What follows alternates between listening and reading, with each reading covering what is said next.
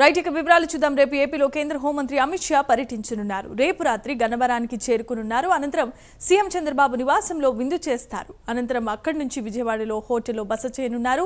ఎల్లుండి గన్నవరం సమీపంలో నిర్మించిన ఎన్డీఆర్ఎఫ్ ఎన్ఐడిఎం ప్రాంగణాలను ప్రారంభిస్తారు. ఆ తర్వాత అక్కడ ఏర్పాటు చేసిన బహిరంగ సభలో ప్రసంగించనున్నారు.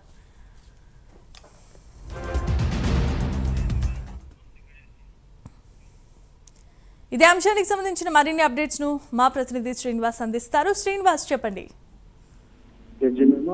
కేంద్ర హోంశాఖ మంత్రి 2 రోజుల పాటు విజయవాడ పర్యటనకు రాబోతున్నారు. ఆయన ఈ రోజు సాయంత్రము ఢిల్లీ నుంచి కూడా ప్రత్యేక విమానాన్ని కూడా గన్నవరం ఎయిర్పోర్ట్ కు చేరుకుంటారు. అయితే ఈ రోజు ఆయన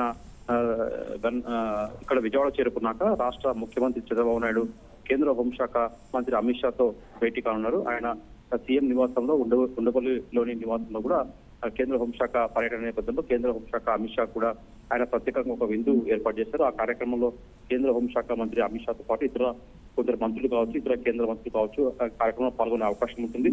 దాని తర్వాత చూసుకుంటే ప్రధానంగా రేపు విజయవాడలో జరిగే ఒక కార్యక్రమంలో కూడా ముఖ్యమంత్రి కేంద్ర హోంశాఖ మంత్రి అమిత్ షా కూడా ఈ కార్యక్రమంలో పాల్గొనబోతున్నారు. ఏదైతే గన్నవరం సమీపంలో కూడా ఒక ఎన్డీఆర్ సంబంధించి కూడా పదవి పెట్టేవాళ్ళలో అక్కడ కొన్ని కొత్తగా ఏర్పాటు చేశారు. దాని ఎన్డీఐఎం అలాగే ఎన్డీఆర్ఎఫ్ అలాగే ఎన్డీఏఎం కేంద్రం నుంచి సంబంధించి కూడా కొన్ని పదవి పెట్టాలని కూడా కొన్ని కొత్తగా ఏర్పాటు చేస్తారు. దానికి సంబంధించి కూడా రేపు కేంద్ర హోంశాఖ మంత్రి అమిత్ షా చిత్రం మీద కూడా దీన్ని ప్రారంభోత్సవం చేస్తారు.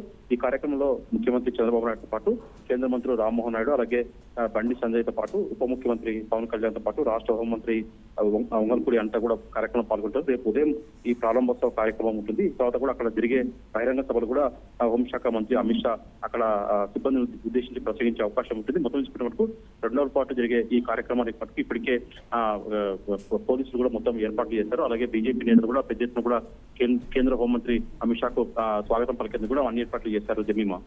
Right, thanks for the update Srinivas.